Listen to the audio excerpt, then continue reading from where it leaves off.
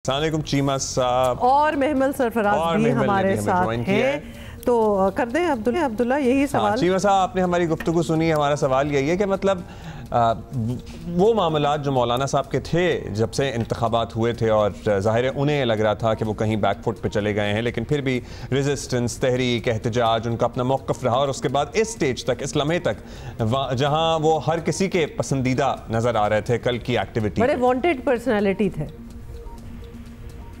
देखिए, इसमें मेरे ख्याल हमारे मीडिया के लिए सबक है कि हम रोजाना की बुनियाद पे लोगों को खत्म भी करते हैं कि जी आज फलां का, आज उनका एंड हो गया, आज उनकी सियासत खत्म हो गई, आज के बाद फलां पार्टी नहीं उठ सकती। तो मेरे ख्याल मौलाना, और अक्सर ये जब सियासतदानों से बात होती है तो वो कहते हैं कि सियासत में कोई दिन आखिरी दिन नहीं होता।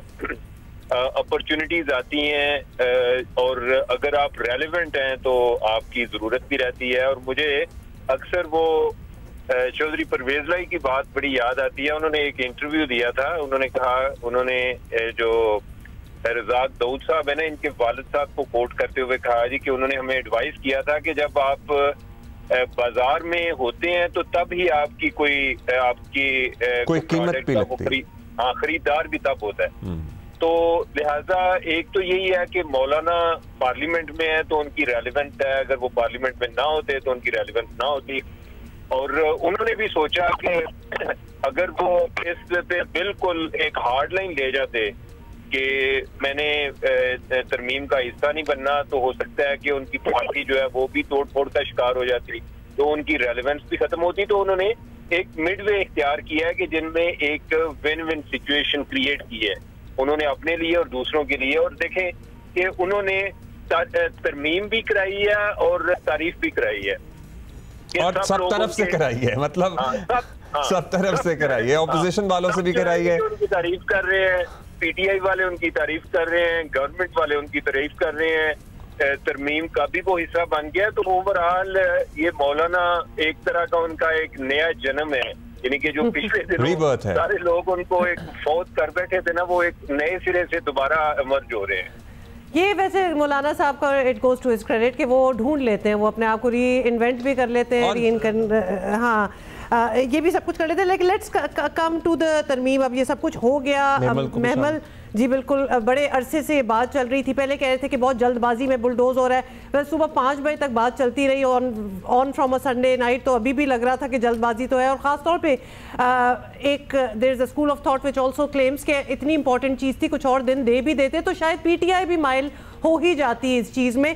आप भी यही समझती हैं कि इसको और टाइम देना चाहिए था and this was done still in too much of a hurry, या फिर कट ऑफ डेट जिसकी बात की जा रही थी वो थी? देखिए अब्दुल्ला, बात यह है कि आपको याद है कि जब 15 सितंबर को ये वोटिंग के लिए टेबल होना था, फिर ना हो सका, तो हमने तो उस पर तब भी यही बात की थी। जब ड्राफ्ट सामने आया, जो प्रपोज ड्राफ्ट था, उसके अंदर तो आपने देखा होगा किस किस्म की खौफनाक किस्म की शिकें थी, किस किस्म का वो ड्राफ्ट था। तो उस वक्त भी, उससे पहले भी जब बात होती थी, तो हम तो यही कहते थे कि जो भी ये कर रही है हुकूमत, ये जुडिशियल रिफॉर्म्स ला रही है, ये कोई और आईनी पैकेज ला रही है, ये सीक्रेसी में नहीं करना चाहिए। इतनी बड़ी चीजें, आप इतनी मेजर चेंजेस अगर ला रहे हैं तो वो बगैर डिबेट के वो बिल्कुल नहीं आनी चाहिए। कोई भी इस तरह की चीज होती है, आप एक आइन का ढांचा चेंज करने जा रहे हैं, आप एक बहुत बड़ी अमेंडमेंट ला रहे हैं, आप जुडिशरी के आप देख लें कि आप उसके खतोखाल चेंज करने जा रहे हैं, तो आप बगैर डिबेट के सीक्रेट, लेकिन डिबेट तो एज सच अब भी नहीं हो सकी, मुलाकातें हो सकी, लेकिन पार्लियामान के फ्लोर पे अगर कोई सजेशंस होती हैं और फिर वो सेशंस होते हैं और फिर सबका मौक़िफ़ आया, तो पार्लियामान के फ्लोर पे तो महमल एवरीबॉडी वाज इन एग्रीमेंट, वो डिबेट नहीं हो सकी।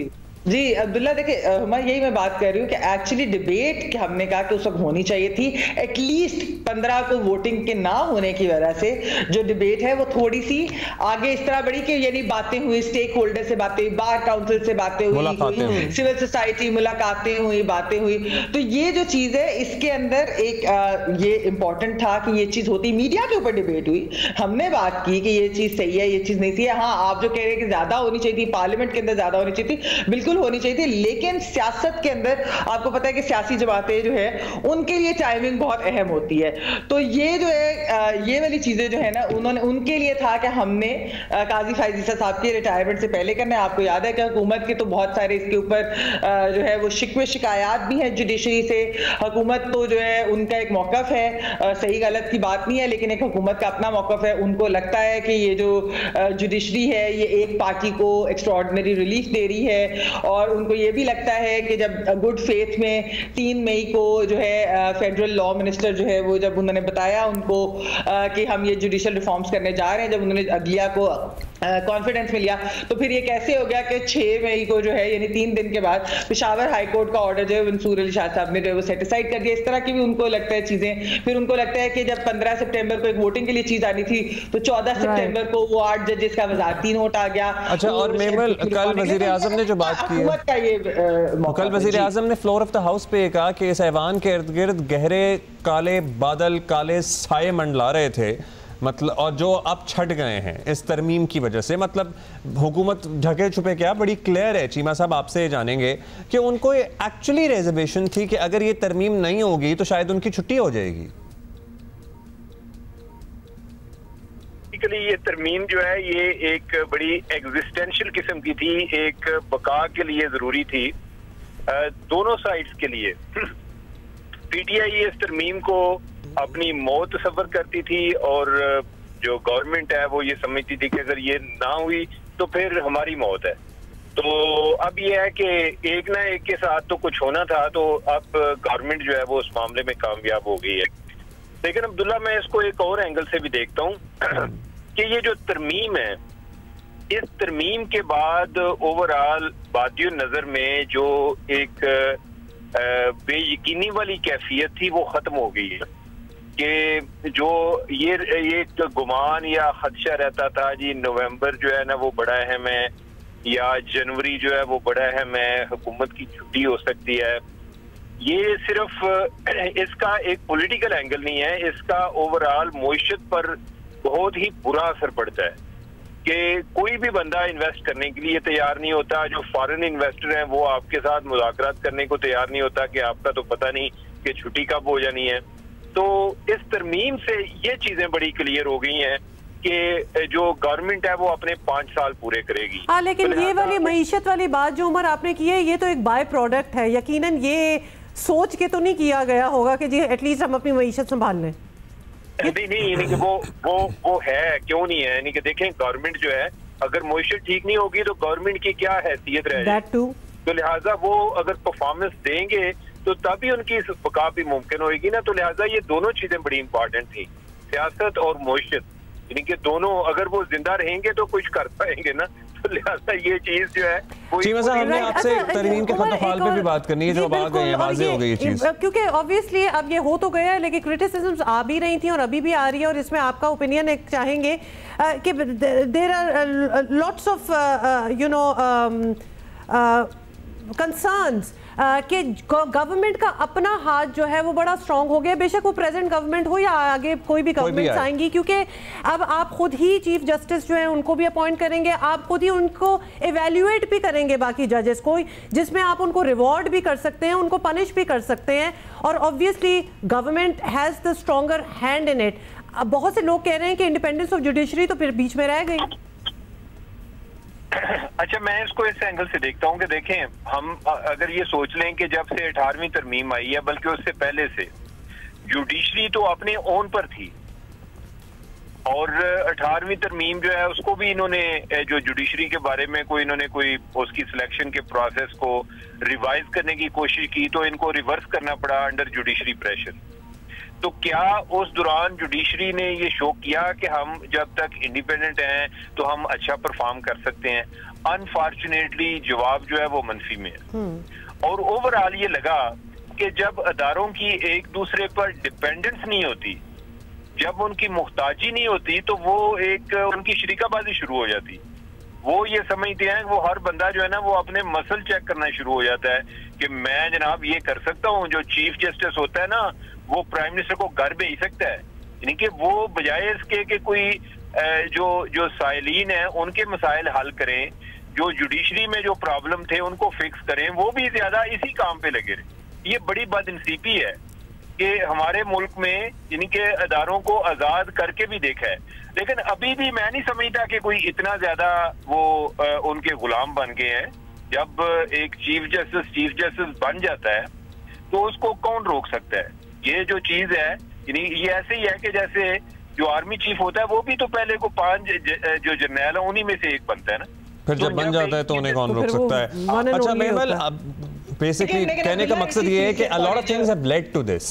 जाहिर है कि अदलिया के अंदर जो खींचातानी और जो साइड्स लिए हुए हमें स्टांसेस नजर आते थे वो भी क्लियरली उसमें कंट्रीब्यूट करते रहे। फिर माजी में जो अदलिया का किरदार रहा है, जाहिर है वज़ीर आज़म को घर भेजने में, वो सारा कुछ इस तरफ जो हुआ लाने में एक जरिया बना उसका। Do you think so? देखिए अब्दुल्ला, एक चीज मैं ये जरूर कहूंगी, जैसे अभी उमर ने बात की कि आर्मी चीफ की जो है वो भी काफी टॉप 5 या 6 उनमें से देखा जाता है, लिस्ट होती है।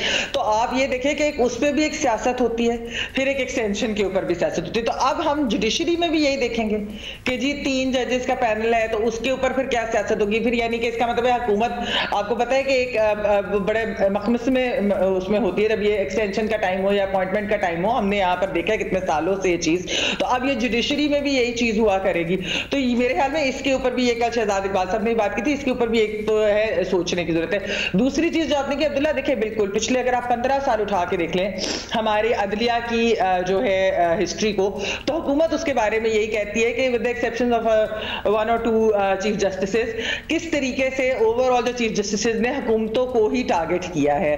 और एक बल्कि अदलिया जो है वो मिलिट्री एस्टेब्लिशमेंट की एक बी टीम की तरह हुकूमत को लगता है कि वो सामने आई है और हमारे सामने इस तरह के कोई फैसले इस तरह की चीजें भी है। फिर जो अभी की ये जो सब कुछ हुआ है ये एक्चुअली बहुत ज्यादा, जिस तरह आपने कहा ना वो काले बादल वाली जो प्राइम मिनिस्टर साहब ने बात की, ये एक प्राइवेट गैदरिंग की कोई गुफ्तगू है जिसके ऊपर जो है इनको हुकूमत को, और वैसे हुकूमत उसके 2, 3, 4 डिफरेंट वर्जन्स दे रही है, लेकिन जो लोग वहां पर मौजूद थे जिनसे बात भी हुई तो वो यही कहते हैं कि इस तरीके से नहीं कहा गया कि जो है हम नए इलेक्शन हो जाएंगे या इस तरह की ये जो बातें जिस तरह कर रही गवर्नमेंट, बट कुछ इस तरह की बात जरूर हुई कि ये इलेक्शन जो थे फरवरी वाले ये रिग्ड थे या एक डाका थे और इसकी कोई रेमेडी होनी चाहिए, इस तरह की बातें हुई जो सुनने में। लेकिन अब रूमर्स की बेस के ऊपर अगर आप पूरे के पूरे अपॉइंटमेंट ना हो या एक जुडिशियल रिफॉर्म या चीफ जस्टिस की आप पावर्स डाइल्यूट करेंगे तो देखिए ये भी इसके ऊपर बिल्कुल सवाल उठेंगे और सही उठेंगे कि क्या एग्जीक्यूटिव एक चेक्स एंड बैलेंस रखना, जिस तरह 18वीं तरमीम में था पार्लियामेंट की ओवरसाइट होना एक जुडिशियल अपॉइंटमेंट, तो वो वाली चीज वो एक और बात थी। लेकिन क्या चीफ जस्टिस की अब आप पावर्स डाइल्यूट करके या सुप्रीम कोर्ट के अंदर एक और जैसा कॉन्स्टिट्यूशनल बेंचेस और हाई कोर्ट में भी उस चीज से सवाल उठेंगे और लेट्स सी, बाज़ वकला तंजीमों ने प्लान भी बनाया है, तहफ़्फ़ुज़ात भी हैं, एहतजाज की कॉल भी हो सकती है। वो एहतजाज क्या किसी तहरीक की सूरत इख्तियार कर सकता है, नहीं कर सकता, that is all yet to be seen as well. मेमल एंड चीमा साहब, thank you, that is all the time we have.